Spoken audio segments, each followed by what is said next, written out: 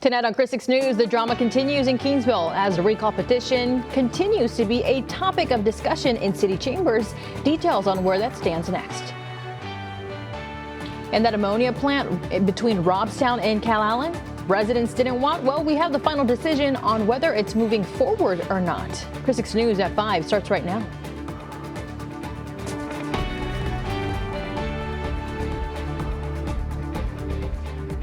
Well, good evening and thank you for joining us. I'm Clara Benitez Cortez. In a 3-2 vote, the city of Kingsville has voted to move forward in appealing the judge's decision for a recall election. The approval authorizes City Attorney Gilbert Hinojosa Jr. to handle the appeal process on behalf of the city of Kingsville. The district court previously ruled in favor of the group that filed the recall petition, but some commissioners say that petition didn't follow the rules outlined in the city charter. So they violated another part of the charter that said these petitions have to be turned in within 30 days. That's why I feel that we should have a fair chance and have this appealed. The city attorney now will submit an appeal. We will continue to follow this story out of Kingsville. Well, some Kingsville residents have been without water for most of the afternoon, and it could be several more hours before their service is restored.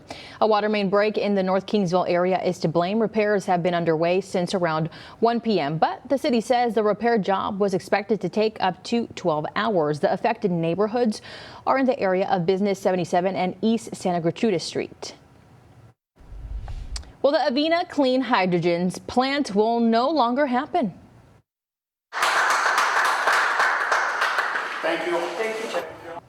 That was the reaction last night after Nueces County Water District 3 voted to terminate a water contract for the ammonia plant that would have been built about halfway between Calallen and Robstown. In May of 2023, the Water District had signed a 25-year contract with Avina that would have given them 5.5 million gallons of water a day. So why did the Water District reverse its decision?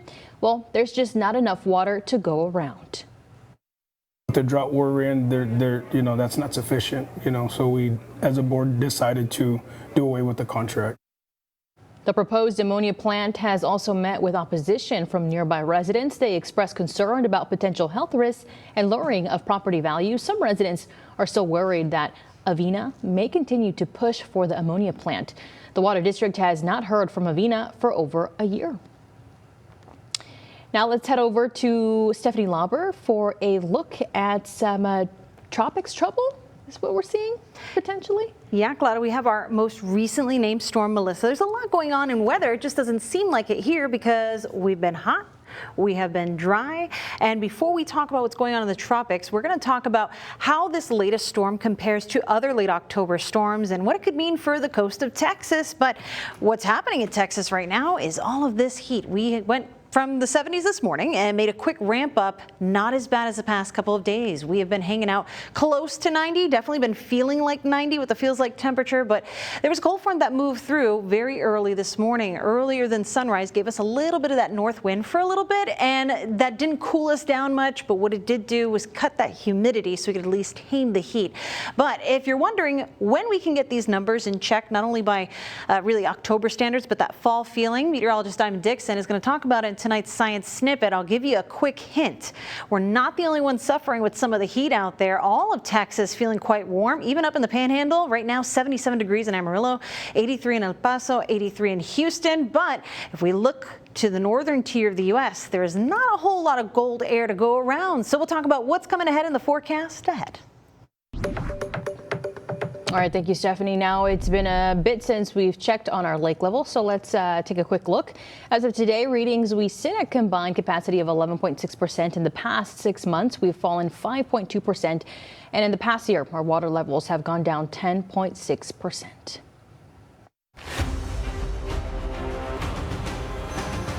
Well, last week, 6 Investigates reporter Leah Zora broke down the city's water crisis, and tonight we're releasing a rare extended interview with Bob Poulsen, executive director of the Coastal Bend Industry Association. Poulsen represents 21 of the Coastal Bend's biggest industrial companies. Those companies are among the biggest water users in the area. Industry leaders are often cautious about speaking with media, which makes this conversation especially important. To view Leah's interview, just head over to our website or our YouTube channel. You can scan that QR code right there on your screen with your smartphone. You can also, like we mentioned, go on our KrisTV.com page. In international news, Vice President J.D. Vance was in Israel this morning to meet with Israeli Prime Minister Benjamin Netanyahu. Netanyahu said that Israel's alliance with the United States is allowing the, quote, expansion of peace throughout the Middle East. Vice President Vance spoke on how they plan to make sure the peace agreement between Hamas and Israel sticks. Take a look. It will be difficult, but I feel very optimistic based on my conversation with our Israeli friends and also with our Gulf Arab friends that it's possible that we actually can make peace stick. Secretary of State Marco Rubio is set to visit Israel tomorrow. This would mark the third visit to the country by a U.S. senior official in the past 2 weeks.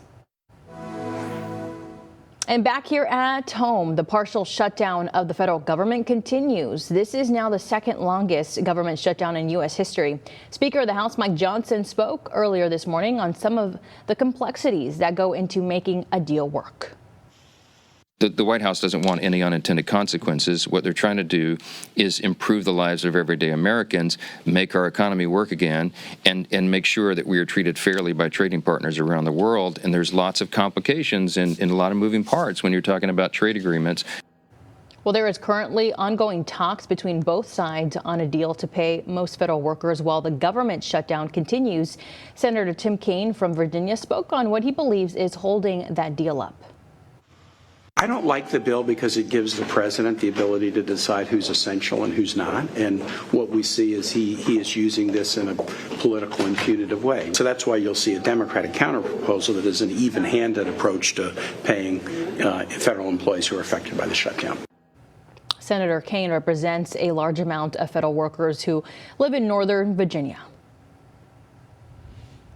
And TSA is now warning as the shutdown continues, they will see more staffing shortages. TSA workers and air traffic controllers are considered essential employees, so they must keep working even though they aren't getting paid. They'll get back pay after the shutdown ends. They say that agents still have bills coming in, and without pay, it will be more and more difficult for them to show up to work. These shortages have already begun affecting some larger airports across the country. Here in your neighborhood, early voting for the November state constitutional amendment election started on Monday, and turnout has been low. Here in Nueces County, 602 people voted early on Tuesday. Since early voting began, 1,200 early ballots have been cast so far. That's 0.61% of registered voters. These numbers only count in-person ballots and not mail-in ballots. Now, the early voting period ends on Friday, October 31st. Election day is Tuesday, November 4th. I'm Tony Jaramillo, your neighborhood news reporter in Flower Bluff. I attended the first ever State of the District for Flower Bluff ISD, where district leaders shared their focus on retaining staff, supporting student growth, and the next steps for the bond projects. Flower Bluff ISD celebrated its success while looking ahead at its first ever State of the District. This is an opportunity for all of our community to come in together and celebrate all the success of all the Hornets and all of our teachers and staff that worked so hard for this great community. Back in May, voters approved the district's latest bond, only the fourth in more than 100 years. We're going to build some new facilities with our new Skilled Trade Center. We're building a new gym on this side of the street next to this gym. We're building 20 new classrooms at Early Childhood Center. We're building a new fine arts facility. Superintendent Chris Steinberg says these additions will create space for students and programs. For him, the stewardship of the bond dollars is important. Only passing 4 bonds in 132 years, there's no way you can get all caught up with one, right? So we've got to take care of and build that trust with the community, stretch every dollar, so that in the event in the future we do need something, the community is going to support us again. He also touched on other projects. We're already working on baseball and softball turf. That turf will be finished before baseball and softball season. We've ordered the buses, security cameras, we've intercom systems, so we've done a lot. Becca Taylor says she's proud to see the district grow while honoring its roots. I think that one of the biggest parts of Flower Bluff is the history of Flower Bluff. And so this bond is able to preserve that history while still moving us forward in a positive direction. Superintendent Chris Steinbrook told me all the updates for the district bonds are included in the district's newsletter. And he says that newsletter comes out after every school board meeting. In Flower Bluff, I'm your neighborhood news reporter, Tony Jaramillo, Chris 6 News. All right, Tony, thank you. The Ronald McDonald House is getting a big makeover. We'll share those details when we come back. You're watching Chris 6, part of the Scripps News Group. Families who call the Ronald McDonald House home will soon have a new look. The facility, located on Fort Worth Street, was originally built in 1990. Since then, it has served thousands of families across the Coastal Bend. Now, the current facility will be demolished in an effort to expand and build a new one. The two-story building will be transformed into a six-story building. It goes from housing 25 families with the hopes to expand up to 60 families. There will be new living rooms, playrooms, rooftop garden, patio, new kitchen, and also large parking lot. Giving them a good night's rest, a warm meal, a place to walk across the street from the hospital, get here convenient, be close to the hospital. All of those things are really important for our families, and we're seeing that the need is double. Once demolition of the building begins, families will be transferred to a nearby facility. A groundbreaking ceremony is planned for the end of the year. Construction will start in January. Well, Tesla is announcing a record quarter today. Analysts say they have an adjusted earnings of roughly $1.9 billion. That result is caused by record-setting sales of Tesla vehicles in the quarter. However, it's down from the $2.5 billion it brought in last year. Tesla has also lost major sources of income after the EV tax credit and the sale of regulatory credits were eliminated by the Trump administration. All right, we'll give you the view now of SPID and those slowdowns near Everhart. So obviously we have some construction in the area. Might be a good idea to pack a little extra patience. We'll show you the view now from our traffic maps. Coming down 37, there's some activity around downtown. It's a little slower from Louisiana all the way on into downtown. And as you're getting onto the crosstown for 37, a little stop and go there too, which leads to some further stop and go areas on SPID, basically from Old Brownsville Road, getting to that crosstown SPID interchange and on the crosstown. Be ready for some brake lights there. Maybe as an alternate, take Ayers and Saratoga, not looking too bad. So if that is part of your plan, might speed up that ride home.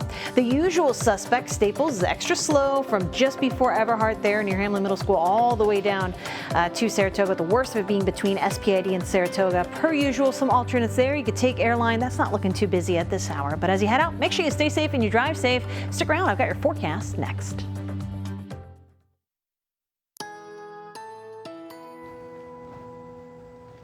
All right, the view outside shows lots of sunshine, and we had a cold front come through. It's a very weak one, so like the past couple of them, they've been kind of disappointing, but we still have a few clouds out there, sunshine and warmth, but at least today is more tame than yesterday when it comes to this grueling second summer heat. So let me show you where things are at right now in your neighborhood. We're looking at temperatures that are generally still in those upper 80s for a lot of places. Mathis 88, Robstown 88, 89 degrees in Kingsville, feeling like 94. Thank you, influence from Baffin Bay, for adding a little extra humidity to the mix. We're counting on 90 in George West right now, 92 in Alice, and even along the coast, we're hanging on to low to middle 80s. It feels warmer out there. Not as bad as yesterday, thankfully. So we'll take our silver linings where we can get them, but we'd really enjoy some fall weather. If you want to find out why these cold fronts are not giving us that, check out tonight's Science Snippet. Meteorologist Diamond Dixon is going to dive into why these cold fronts have been a little disappointing. But for tonight, don't count on cold weather, but at least it'll feel a little more comfortable as temperatures get down to those upper 70s around midnight. At this point, we're still going to have wind from that warm and humid direction, east-southeast at about 5 to 10 miles per hour. Breezy tonight, that eventually quiets down. And as we head into the overnight, my concern is that as the wind's still a bit, heading into tomorrow morning, we may see a little bit of that haze and fog situation heading up and out the door because our humidity is going to be coming back here if you haven't already felt the return of it. We had maybe a few hours break from the humidity total. Now it's going to be coming back as we head into tomorrow and Friday ahead of yet another cold front coming to the coastal bend. So the big weather picture shows it hasn't gone very far past us. This is the front that moved through very early this morning. It produced a few showers out over the Gulf, but this is going to kind of lose its oomph from upstairs in the atmosphere. And tomorrow we'll be talking about a retreat. This thing coming back as a warm front. That'll be the return of humidity and warm temperatures, but there is yet another system that's going to be on the way here. A little hint of it off in the panhandle of Texas, a little bit of a wrinkle in the atmosphere. That's what that dash line shows out ahead of our next front. The front won't be here until the weekend, but we might get some rainfall from the unsettled nature between now and then. You can see there's a little bit of rain cooking out in the desert southwest, not totally related to what we're expecting, but we're in between systems. That's an unsettled kind of situation, so that's why we might be seeing some rainfall in the forecast. But there's a lot of heat to talk about across the southern U.S. and for the most part, the Pacific Northwest. We are not seeing very cool temperatures out that way. I mean, yeah, 60s are cold for us. We'd enjoy that. That would be a definite fall feeling here, but that's not very cold for our friends out that way for this time of the year. Kind of the hint as to why we're not really seeing much change yet. But a couple of cold fronts are chipping away at the heat for them, and eventually that'll make changes for us.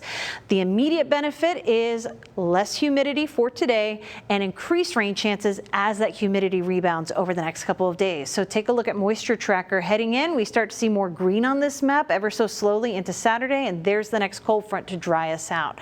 Here's what this means for rain chances. We really need some. Obviously, our rainfall deficit now, we're talking about almost 11 inches behind on our rainfall. So as we look at some scattered rainfall chances heading into your weekend, it's not going to ruin your plans, but it'll definitely be a plus. Here's a look at that 7-day forecast. Temperatures won't feel like fall just yet, but at least we'll keep the heat tame.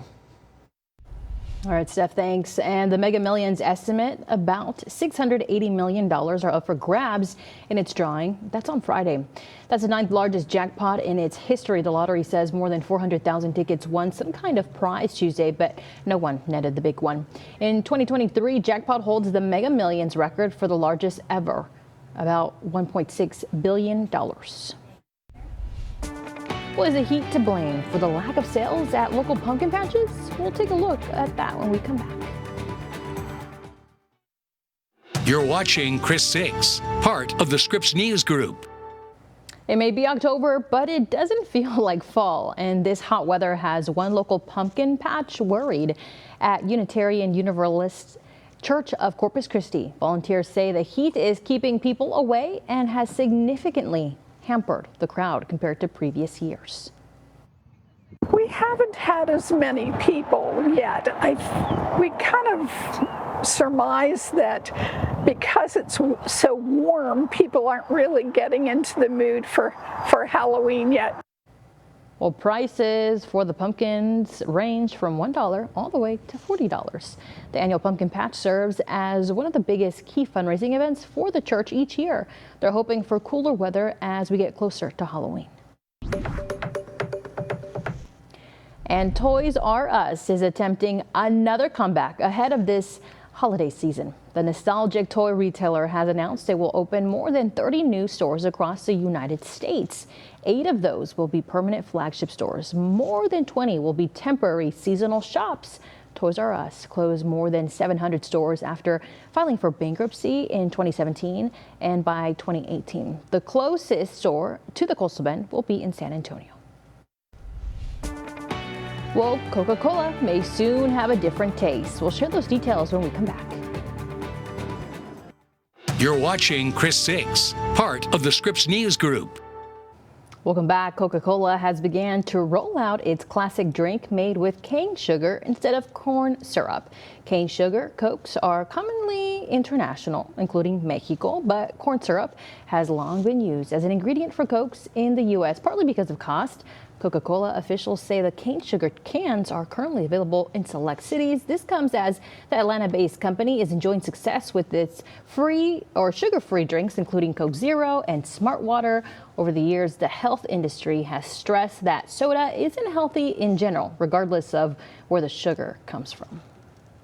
I was telling people because when they came out with the mini cans, they had cane sugar Coke that was in a green can. Oh, and so I wonder if this interesting. is just a new dress for the soda, or if it's going to taste different. I'll have to try for myself. I don't know. Well, when I go to Mexico and you have to have a Coke, right? Yes, you do. And the glass bottle So- makes the whole difference. Yeah. So hey, maybe we'll have a little taste of that here. Yeah, well, every one of those beverages, we have to pair that with a glass of water because it's been hot. And you know what? That heat is fueling the tropics. Our latest storm, Tropical Storm Melissa, not a threat to Texas right now, but still beefy, expected to be a major hurricane. Oh, well, we're going to continue to keep that updated with you. Everybody, thank you so much for watching. We'll see you here at 6 o'clock.